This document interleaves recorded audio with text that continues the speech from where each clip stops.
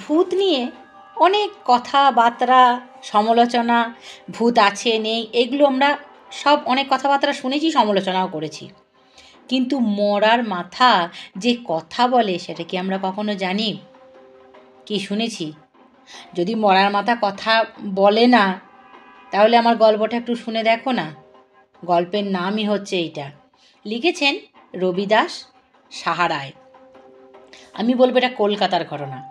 কলকাতার শহরতলির হাসপাতালে মেডিকেল ছাত্রদের একটি হোস্টেল আছে।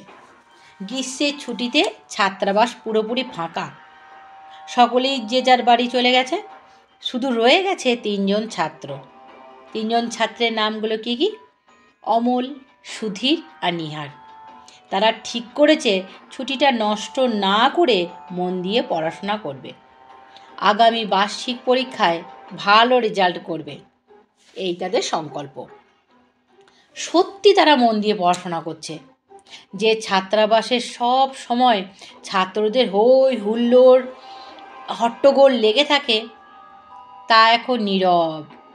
কাজেই পড়াশোনায় বিঘ্ন ঘটাবার মতো কোনো রকম উপদ্রব তো তাদের নেই। এত বড় ছাত্রাবাসে রয়েছে মাত্র 2জন ভৃত্য ও 1জন রাঁধুনি ব্রাহ্মণ। তারা গত পুজোর ছুটিতে বাড়ি গিয়েছিল, তাই এবার আর যায়নি। তাতে অমল, সুধীর আর নিহারের খুব সুবিধা হয়েছে, কারণ তাদের খাবার কোনো চিন্তা নেই। সময় মতো দুবেলা তাদের আহার জুটছে, আর পড়াশোনাও চলছে পুরো দমে। অনেক রাত পর্যন্ত তারা মাঝে মাঝে পড়াশোনা করে। অ্যান্টমি বিষয়টা খুব জটিল, তাই না? এই পড়াশোনার সুবিধার জন্য একটি মরা মানুষের মাথার খুলি তারা সংগ্রহ করেছে। পড়াটা হচ্ছে অ্যানাটমি। এই মাথার খুলিটা থাকে তাদের পড়ার ঘরের টেবিলে। কলেজের অ্যানাটমি ডিসটেন্স রুমে যে কঙ্কালটা রয়েছে, সেই কঙ্কালেরই এটা একটা অংশ। প্রফেসরের অনুমতি নিয়ে এটা কয়েকদিনের জন্য নিয়ে এসেছে তারা। বেশ ভালোভাবেই পড়াশোনা চলছে তাদের। একদিন রাতে সুধীর আর নিহার একটু আগেই ঘুমিয়ে পড়েছে। অমল একাই বসে বসে পড়ছে। যখনকার কথা আমি বলছি, তখন কিন্তু সেই হোস্টেলে ইলেকট্রিক লাইন ছিল না। হারিকেনের আলোয় ছাত্ররা পড়াশোনা করত। রাত বোধ হয় প্রায় 12টা কি 12:10-15 হবে। চারিদিক নিঝুম, নিস্তব্ধ। অমল একা একা পড়ছিল।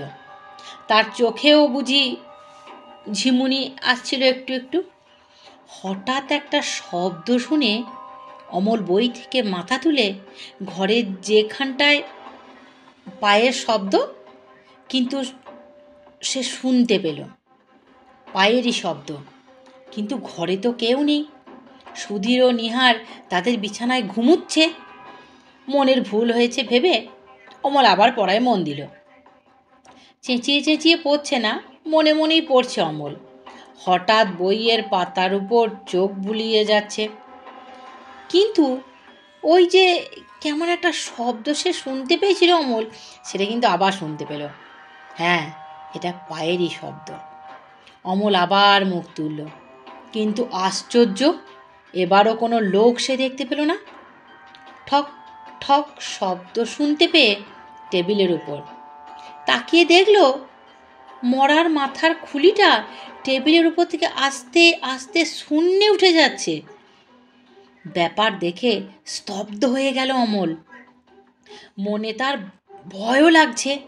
কি করবে, কি ভাবছে সে? এগুলো কি ঠিক দেখছে সে? একবার ভাবলো সুধীর আর নিহারকে ডাকবে, কিন্তু মুখের ভাষা যেন তার স্তব্ধ হয়ে গেছে। কোনো কথাই তার মুখ থেকে বের হলো না। একটা কথাই আছে না, চোর পালালে বুদ্ধি পারে। আর একটা জিনিস লক্ষ্য করে দেখবে বন্ধুরা, যখন আমাদের সামনে কোনো বিপদ এসে উপস্থিত হয়, তখন কিন্তু আমাদের একদম পাথরের মূর্তির মতো আমরা হয়ে যাই। আমরা চিৎকার চেঁচামেচি করি। ঠিক তারপরে যখন আমরা কিছু দেখি বা আমাদের সঙ্গে কিছু বিপদ হয়, তখন কিন্তু আমরা কিচ্ছু করতে পারি না, মস্তিষ্ক শীতল হয়ে যায়। অসহায়ের মতো বসে বসে শুধু দেখতে লাগলাম। মাথার খুলির উপরে উঠছে, আবার উঠছে, আবার নামছে, চলে যাচ্ছে, দেয়ালের দিকে যাচ্ছে, একবার পায়ের দিকে যাচ্ছে, একবার পায়ের শব্দ শুনতে পাচ্ছে। এগুলো কি হচ্ছে?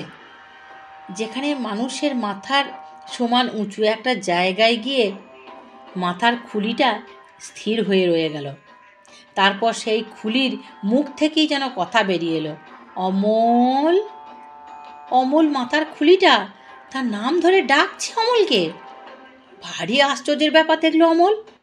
কৌতূহল আর ভয় জাগলো অমলের চোখে মুখে। তবু কিন্তু তাকিয়ে রইল সেই দিকে। মাথার খুলিটা বলছে, অমল, আমাকে মুক্তি দাও, আমাকে মুক্তি দাও। আমাকে কেন কেন এখানে আটকে রেখেছো বলো তো? অমল একেবারে হতভম্ব হয়ে গেল। তবু তার মুখ থেকে কথা কিন্তু বেরিয়ে এলো না। আমাকে আটকে রেখেছো কেন? অমল এবার একটু সাহসের সাথে বলল, তোমাকে তো আটকে রাখিনি, তোমাকে তো টেবিলের ওপর রেখেছিলাম। মাথার খুলিটা বলল, আমার শরীরটাকে রেখেছ ল্যাবরেটরির ঘরে। কিছুদিন আগে কয়েকটি উচ্ছৃঙ্খল ছেলে আমার ধর থেকে মুন্ডুটা খুলে ফেলে দিয়েছিল। কেউ আর সেটা জুড়ে দেয়নি, ওইভাবে রয়ে গেছে সেটা। তারপর তুমিই তো, হ্যাঁ তুমি তুমি আমাকে নিয়ে এসছো এখানে। অমল বলল, তুমি কি আমাকে চেনো? আমার নাম জানলে কেমন করে? মাথার খুলিটা বলল, চিনব না কেন? এখানকার অনেককেই তো আমি চিনি। এই হাসপাতালেই তো 1 বছর আগে আমার মৃত্যু হয়েছিল। কি বললে?